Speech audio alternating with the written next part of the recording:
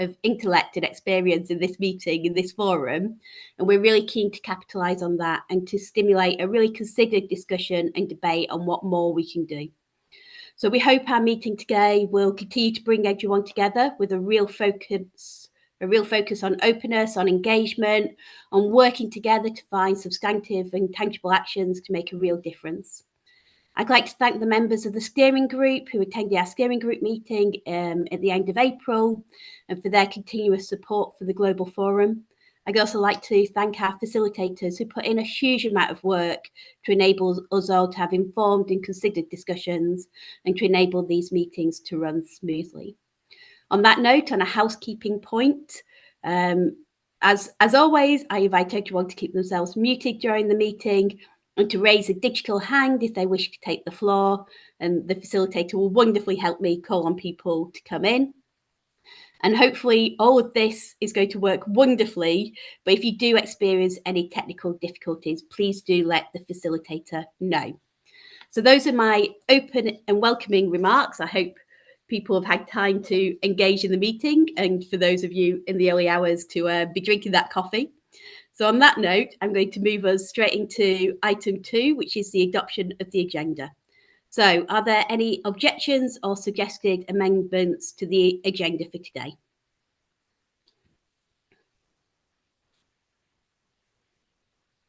I never know how long to leave it, but I've decided that everybody is now delighted to adopt the agenda. So we've got an agenda for our meeting. Thank you very much. So the summary of the last meeting in March, which was held on the 27th and 28th, was circulated ahead of this meeting. Does AB have any comments or corrections on that summary record?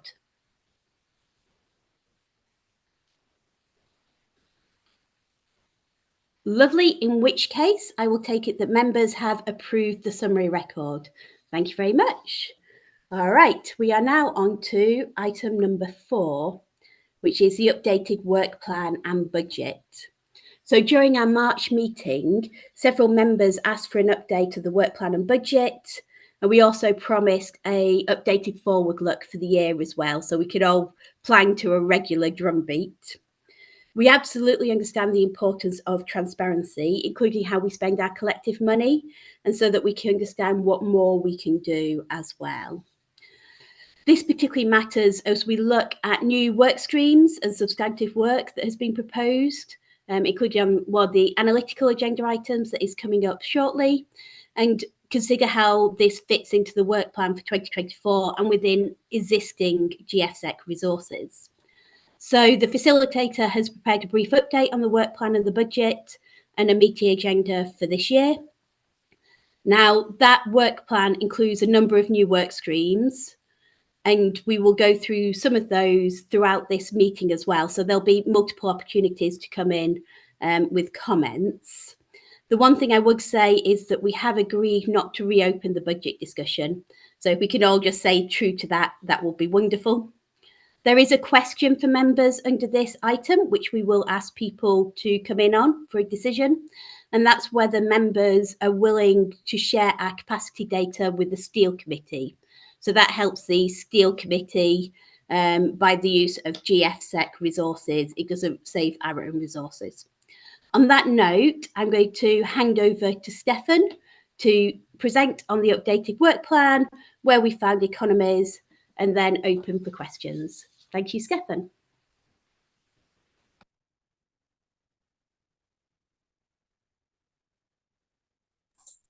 Thanks very much, Beth. I think you can see my screen now, but I have to put this in presentation mode, which, there you go. As Beth just said, we've prepared this brief document on the updated work plan and budget, which also came accompanied by the planning by the chair for the year 2024, which you hopefully have seen as well in the documents that have been sent out. The background to this, as the chair indicated, the budget and work plan were approved for 2024 during the December 23 meeting. But with the different kind of interesting debates that we had in March on new substantive work, changes in the meeting schedule. Delegates asked for the facilitator to prepare an update of the work plan, which we've done, of course, with pleasure. And as the chair also indicated, one of the things to discuss is for capacity data of the GEFSEC to be used in the Steel Committee context. The work plan, and you've seen that, includes a number of items, substantive work, outreach, as well as meeting organization, and amounted to a total of 445,000 K in budget. And we thank those members who've already made their contributions available for this year for this. In terms of the new activities that were raised in the previous meeting, just the list, you saw that in the document. All right, can I interrupt for a second? We only see your first slide, Stefan. Okay. Then could you maybe share the, I'll try again. Voila. Are you seeing now still only my first slide? Yes, it's perfect. Now it's good. It's moving, it seems. Okay. Yeah. I apologize. The wonderful world of Zoom. As I said, there were a number of new activities that were discussed in March. Part of them under the heading of solutions as the central theme for this year, short-term actions, but also talking about possible preparatory work for longer-term solutions. We presented during the last meeting an idea for developing an excess capacity thermometer. And there were also ideas for further substantive work that Anthony and colleagues will present later on today. Some of you have already underlined the need for being more visible as the GEFSEC to enhance communication activities, which is something that we have now included in the program of work. And on a more practical level, there were also an extra working level and steering group meeting that has been proposed. So this is a set of new activities that members have suggested that we should undertake. I now try to move to voila.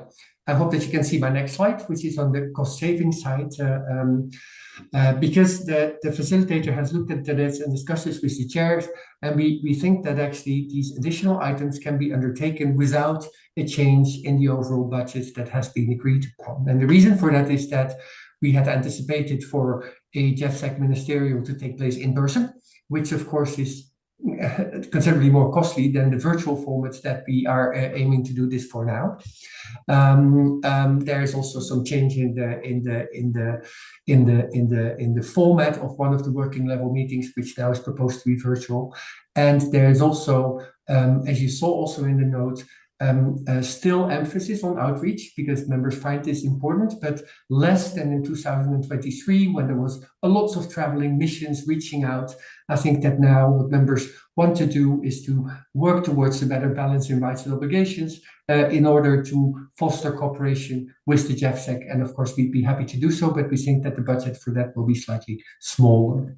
The capacity data, it's been flagged now already, both GEFSEC and Steel Committee gather steel capacity data, though for very different reasons and in different kinds of methodologies. In the GEFSEC context, this is a transparency mechanism where members themselves provide these data. In the Steel Committee, we make this database in a bottom-up way.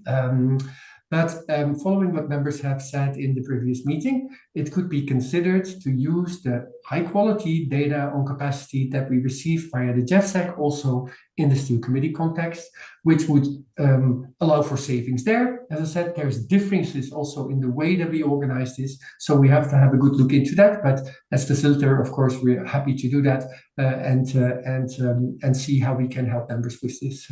This is something that would need approval by GEFSEC members and could then be incorporated in the development of the PWB of the Steel Committee. Chair, I mean, just to summarize, members are of course invited to share their views on the work plan update. Substantive parts of that are going to be discussed later in the agenda, and to indicate if there's any objections to using the GEFSEC capacity data on information sharing in the Steel Committee work. I'll stop here and hand back over to you and stop sharing my screen. Thank you. Lovely. Thank you very much, Stefan. On that note, then, I will open the floor to see if anybody wishes to come in on this point or on this paper.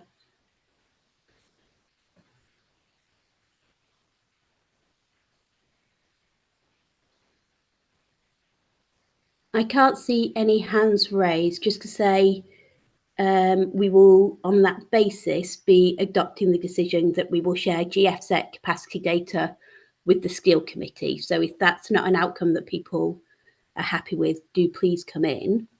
I think the EU has raised their hands. Thank you.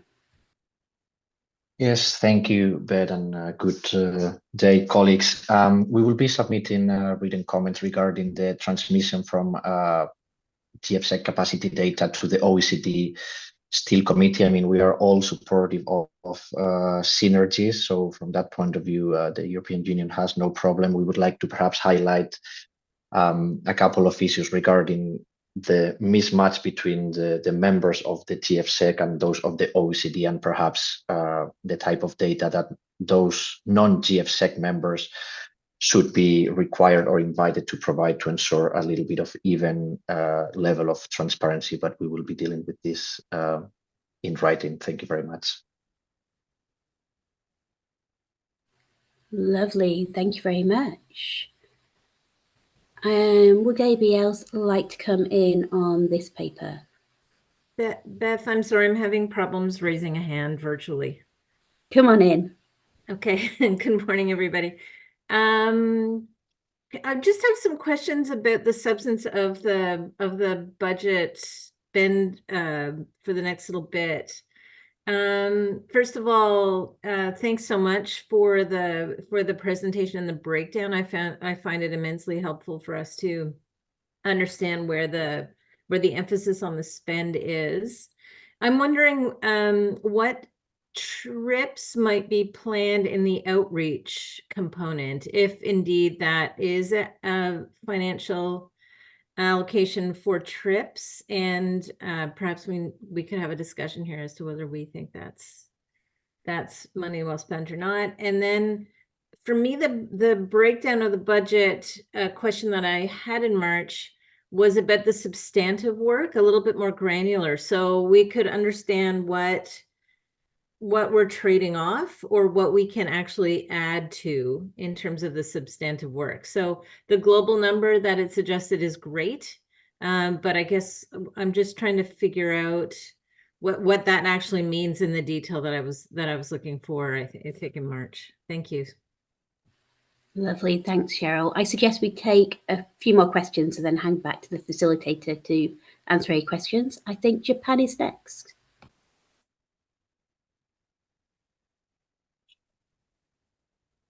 Okay, thank you, Chair. Can I listen to my voice? We can hear you. Okay. I have one comment about data transmission from the GFSEC to OECD. And so far, we have asked our industries to provide their capacity data or the data, but this is for the GFSEC, not for OECD. So if we transmit our data from the GFSEC to OECD, I think not only Japan but also other countries may need the kind of approval from our industry. Thank you. Thank you. US next. Oh, good morning, and thank you to the facilitator for the updated budget information and for taking into consideration the comments from March and readjusting some of the numbers, including with regard to reducing the outreach funding. So we appreciate that. I think our question is similar to what Cheryl posed, which is what types of outreach activities are anticipated for this year? And have you considered, or do you have any thoughts to share on who some of the targets may be this year? And also just to note that as GEFSEC members, we should try to find ways to supplement the facilitators' work as well, and also do outreach on a one-on-one basis with counterparts, so that we can make best use of our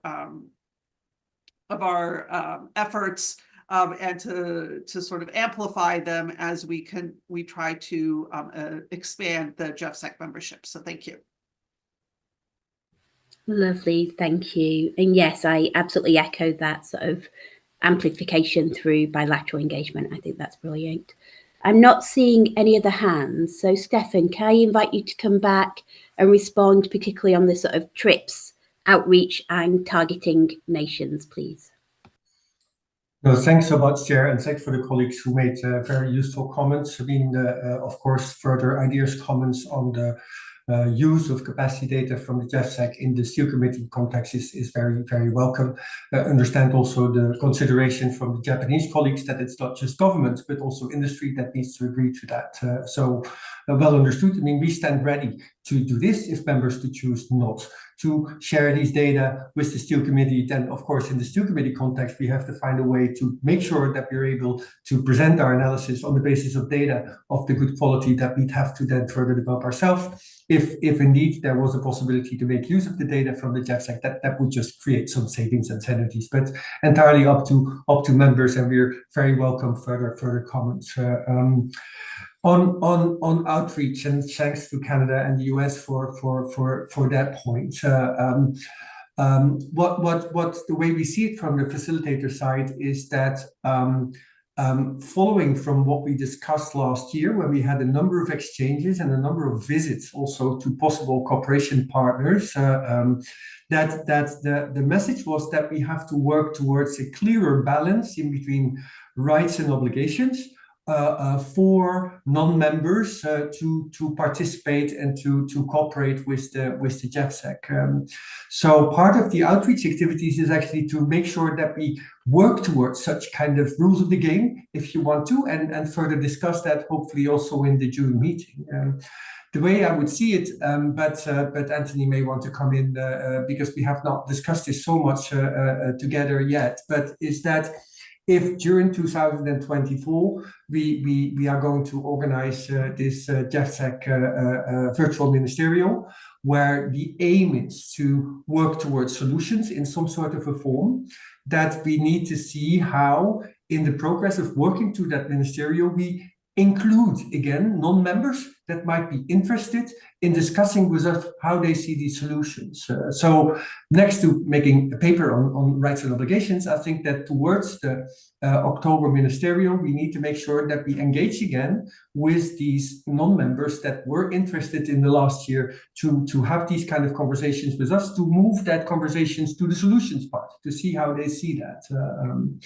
In terms of TRIPS, very concretely, the mission that we had, which I think was most useful last time, was to the Philippines, where we were invited to present by the Southeast Asia Steel Industry Association, and where there were not just steel industries, but also government representatives from various ASEAN countries.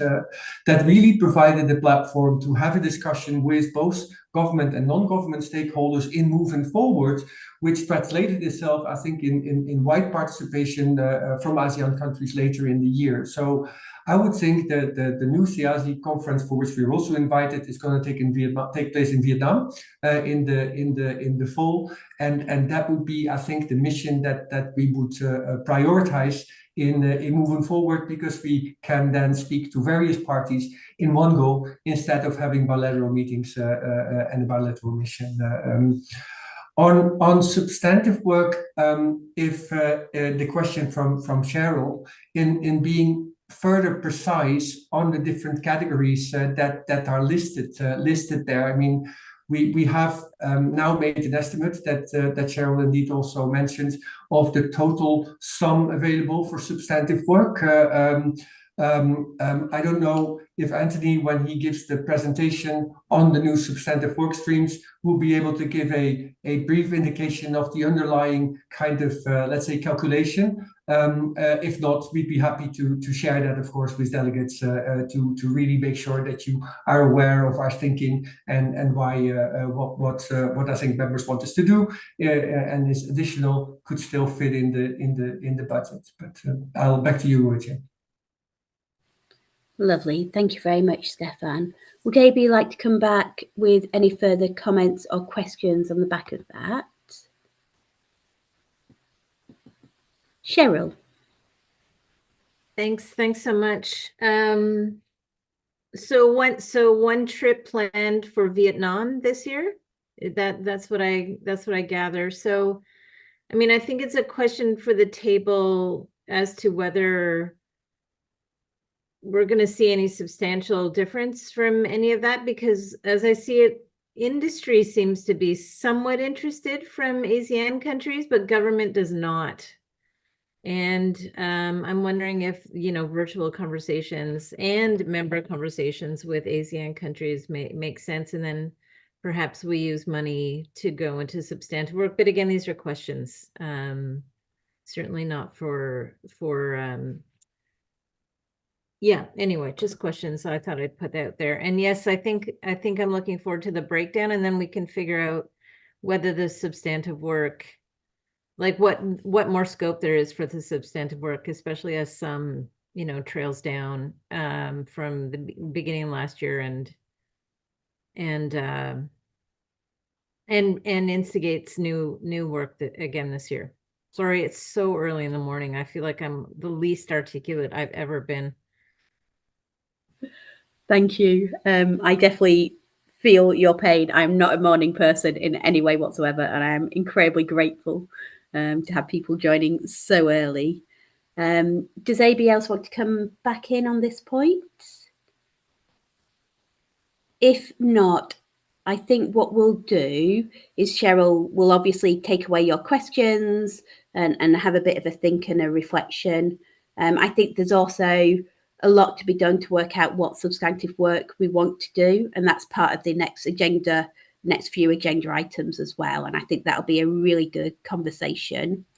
I recognise that Japan and possibly other countries will need to go through their processes to see whether they are able to confirm the sharing of GFSEC capacity data, which comes from industry as well. So we will come back to that in writing, please, and not go ahead at this point, but we would welcome people coming back with writing. I see, Dan, you've got your hand up. Did you want to come in for the US? Yes, thank you, Beth, and hello, colleagues. Just quickly on the information sharing with the Steel Committee, I was wondering if the Secretariat could just clarify how the information would be disclosed. To Japan's point, we would have to consult with our stakeholders, given that they submit the capacity data to us. So having a better sense as to how the plant level capacity data would be shared in Steel Committee reports would be helpful. Thank you. Lovely. Thanks, Dan. Stefan, are you able to do like a quick response on that one? Yeah, the main response, and thanks to Dan for rising up so early, like Sushan and others. But I think the best thing is to get back to you on this, because there is a bit more precision required. We can make sure that we do that over the course of this day. Of course, we have to make sure that we have to balance two things. I mean, on the Steel Committee side, we have very granular kind of data that we whatever develop ourselves from all kinds of sources.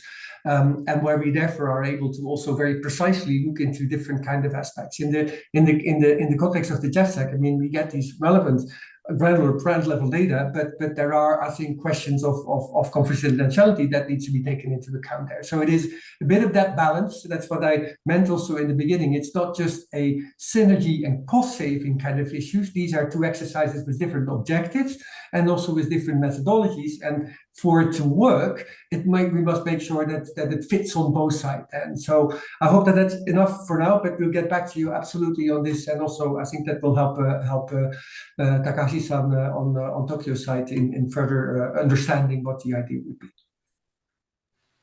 Lovely, thank you. In which case, we will take an action for the facilitator to write out and set out in a bit more detail for nations to then decide whether they can seek approvals and agreements as needed. Lovely. I'm going to move us on to the next agenda item. I know a lot of people are very interested, and there's been a huge number of calls for progressing substantive work, and we've absolutely heard that. So item number 5 is about scoping out new substantive analytical work. So there's some various opportunities here and some really exciting opportunities. So this presentation is about how we best gather and put together data and information to help develop new policies or satisfy different nations' interests in a given topic. This includes work on trade and employment. A huge amount of work as ever has gone on behind the scenes. So huge thanks to Anthony and everyone else in the facilitation team who have worked on this. What we're going to see now is a presentation of work for discussion, and then opened up, of course, for further written comments as well. Once that feedback has come in, the facilitator will then use that to finalise and circulate written scoping notes. So you'll have that as well. So there's multiple bites of the cherry here. And on that note, I will hand over to Anthony to present to us. Thank you. Okay, thank you very much, Beth. And also, whoops. Yes, I think Link is going to upload. She's uploaded the slides there. I just wanted, if I could just step back, and sorry about this. I was also trying to find the hand function here. Wasn't able to find it, but just to come back to Dan's point a little bit on the capacity data, that certainly we'll get back to the members about it. There are sort of different ways that we develop the capacity data for the Steel Committee. There's also, we don't disclose the capacity data in the Steel Committee at the plant level. We disclose things at the aggregate level, which we publish. I just wanted to mention that because that might be a concern, I think, for some of the GEFSEC members. But there's also, and we'll come back to you in writing, of course, but there's also very interesting elements that can help us in the Steel Committee that you share in the GEFSEC, which specifically is related to closures of steel plants. And that is information that's very difficult to come by because usually the companies themselves don't want to advertise so much the closures, but we'll come back to you with the details of how they overlap and some of the benefits that and synergies that we see in sharing the data. So I just wanted to start this point off here, this agenda item here, really just to stress, to underscore the fact that we really want to accelerate and we want to advance more. Apologies to interrupt. I was just going to say, at the moment we can't see your presentation. I think it's now back on screen. Thank you. Okay, great. Thanks. And so we are really, as I mentioned, we really want to accelerate this work and support it. I just wanted to mention that as a way of showing our interest in this, we're building up the team for this purpose. We have a new member on the team here, Lenka Vildnerova, who's going to walk us through the scoping of the substantive work that we're planning for this year. I'm also very happy to welcome Maika Sakamoto, who's also on the facilitator team here. She's going to be supporting our substantive work as well. So we will accelerate this.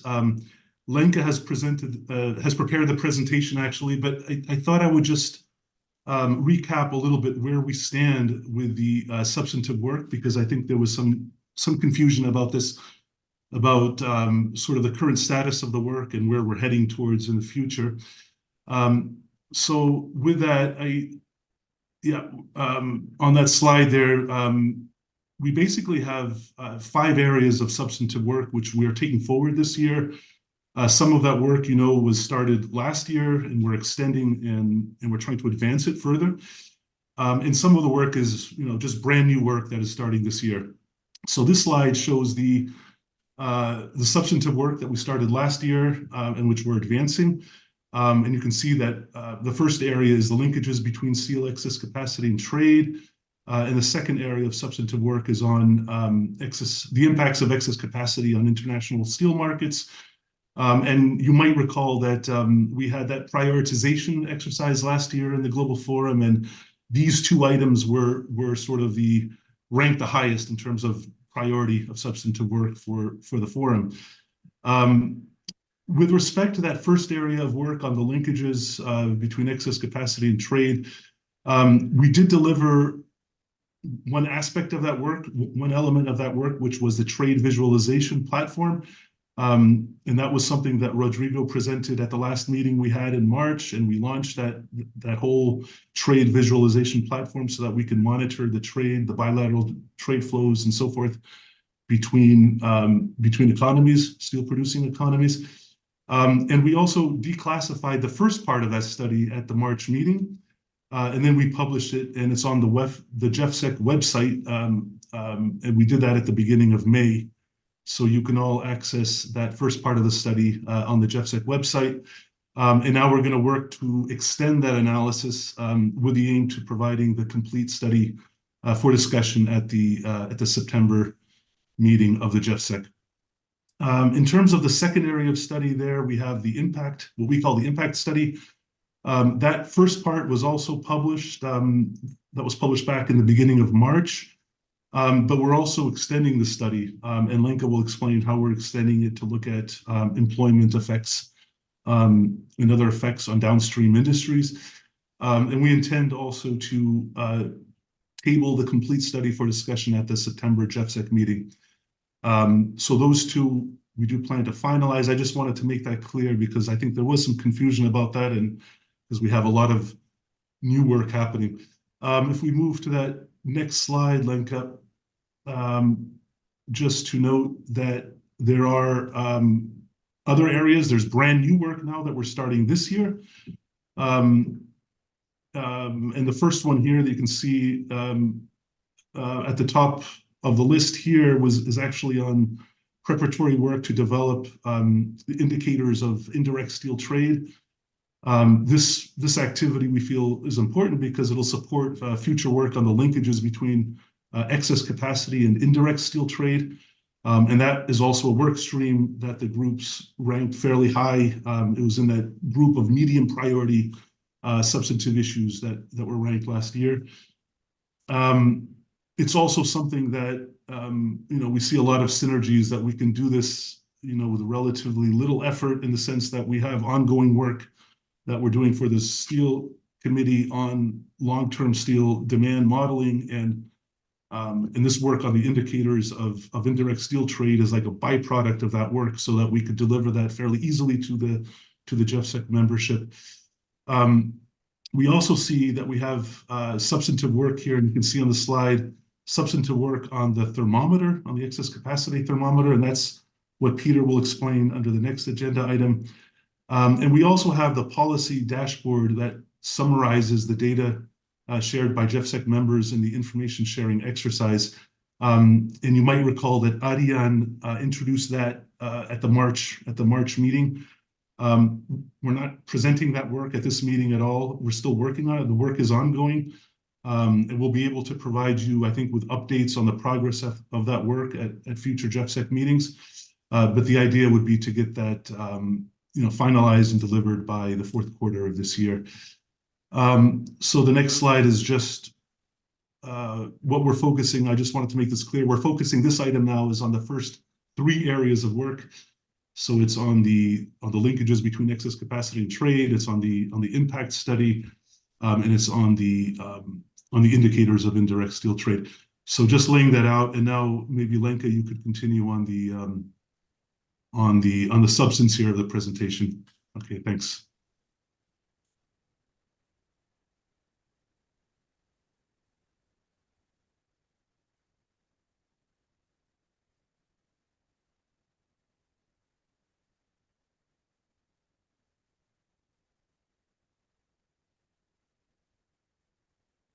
Lenka, I'm really sorry. I don't know about others, but I can't hear you.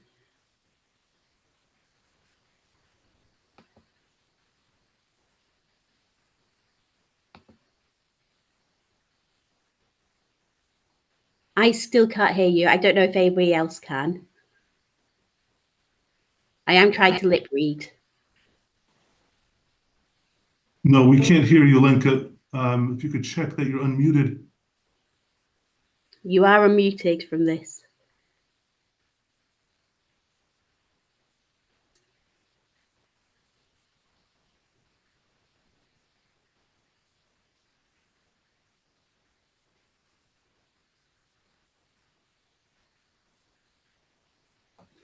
No, we still can't hear you. We might have to.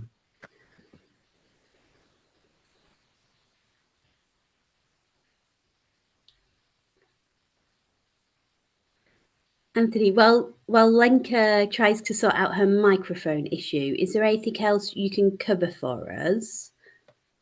Yeah, maybe I'll just mention that in terms of the budget discussion that we were having, and Cheryl raised some points. I don't have the exact figures here. I think that were asked for. We can certainly come back.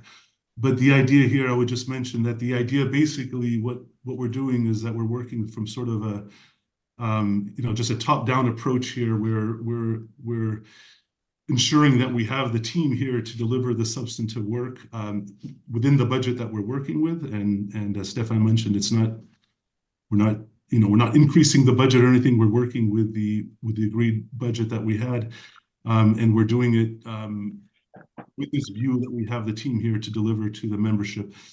Having said that, maybe Lenka, do you want to see now if that works? Let's try. That works. Yes. Okay. Sorry about that. I have new equipment, so I should have tested maybe. So thanks a lot for having me. I am Lenka Viltnerova. Thanks, Anthony, for your introduction. And I would like to guide you through the empirical part of this presentation. I'm going to give you a few lines of things that we are planning to work on. And very much looking forward to your ideas, comments, if you have some. So we are going to, and maybe now, we are gonna look at the structural excess capacity, which is usually caused by market distorting subsidies, governmental intervention, and weak market-based conditions. There is also cyclical excess capacity that is usually caused by fall in domestic demand. It's a result of free market, and it should be correcting itself naturally. But the result of out of structural excess capacity, often we see that it causes deterioration of domestic steel base, which in one of the few of the results of the impacts are lower profitability of firms that have fewer resources for investment, and now we see that the investment is especially necessary to have a green transition towards greener and less carbon heavy steel production. And then it has also societal impacts, especially if it results in firm or plant closures and large job losses. So we want to investigate all these links. And the first piece of work that Rodrigo and Anthony has already shared with you and have investigated already the issue was looking at the global excess capacity growth that was approximated by subsidies to Chinese steel makers. Showed that there are some negative impacts on the country level. Notably, the work showed some relationship to import penetration of Chinese steel industry, Chinese steel, and lower capacity utilization at the domestic level. And on the level of the firm, we had a sample of firms where we see a drop of revenue and drop of profits. So we want to take this work further and look at other losses or other gains if there are any. So if the excess capacity causes loss of market share for the firm and loss of profits, should we see it also in employment and firm count. So we looked at the global picture of how employment in steel industry is moving. So that's the chart on the top. And we can see that in early 2010s, we had about 1.6 million of people working in the steel industry in the OECD countries in the GFSEC members. By the end of the decade and the beginning of 2020s, there was about 100,000 people less working in the steel industry, so about 1.5 million. This is mirrored in the number of firms that function in the steel industry. There is about 1% less firms in these countries that I'm listing in the chart on the bottom, working, functioning in the economies. Yet there are we can also see some growth in some countries. So it's not only one direction. It's not always falling, and that's why we need to look into more granular data to understand a little bit more the linkages, the shifts a little bit more granularly.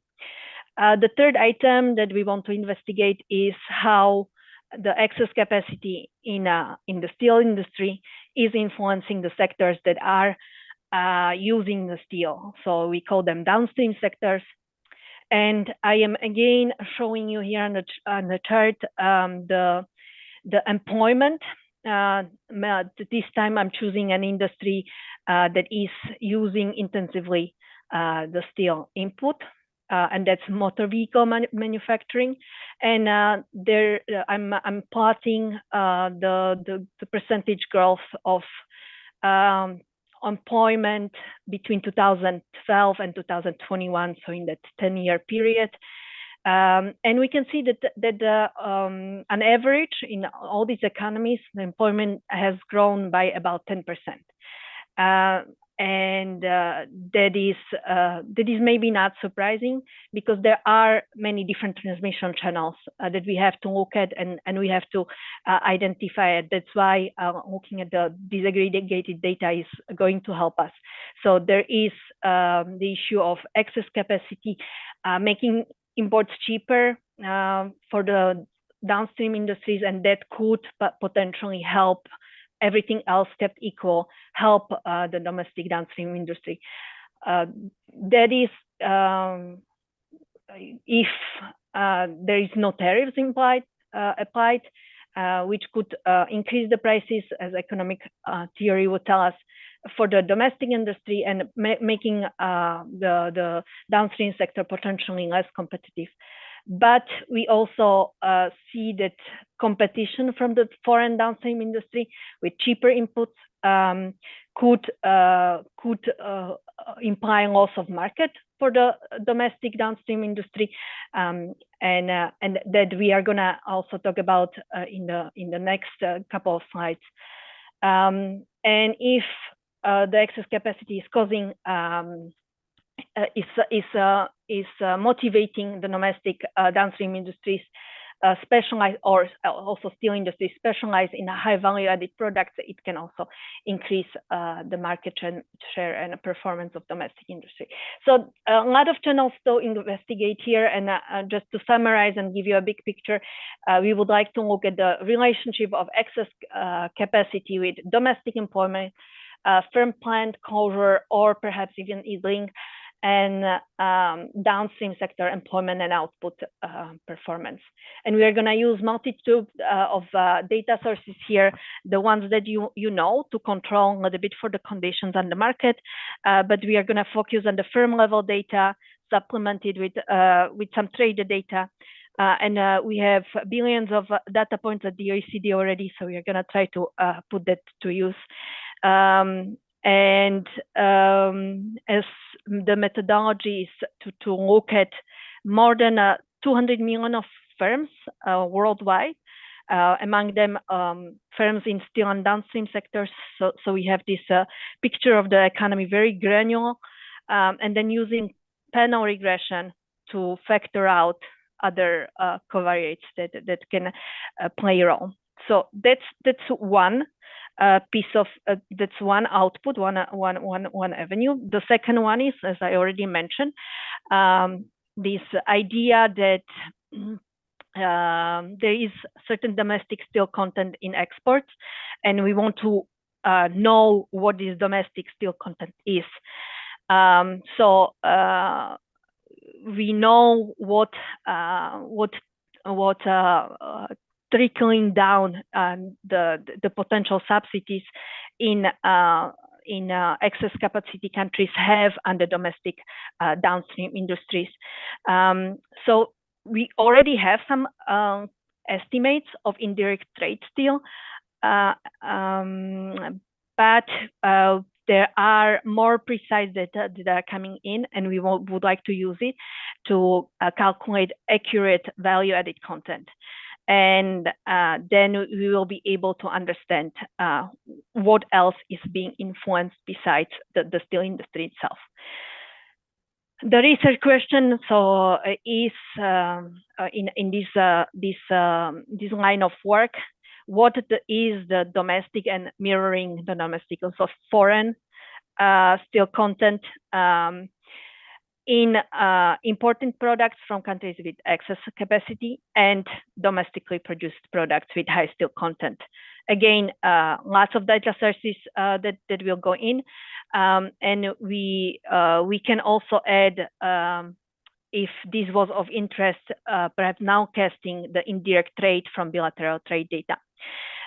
So this is second line of work, and then the last one, what we are exploring is to give you a little bit of a profile of a steel exporter, meaning we want to give you a little bit of a background on the countries that are the main excess capacity generators, but then also going into looking at the firms themselves that are exporting steel, and they are producing the excess capacity. What is their ownership, productivity? What is their size, location, perhaps, or carbon intensity? All the data that we can find. And again, I'm running a little bit late, so I'm going to just slide through this slide.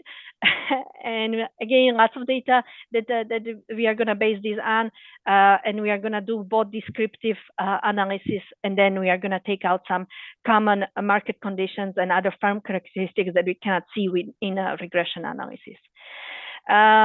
Just wrapping up this presentation, we would like to get some of your comments today, and if you have any further written input, but we would need them by the end of May, so we can incorporate it in our analysis. And then we will give you an update in June, and first draft of at least 2 studies in September, which we are planning to publish by October ministerial meeting, and then we will give you a progress report by the end of the year. That's all from my side. And I give back the word to Beth to move on. Thanks a lot. Lovely. Thank you very much. I know this work is really important, and we will all, as members, be really interested in it. I'm conscious that time's a bit tight, but can I open the floor, please, if AB wants to come in with comments?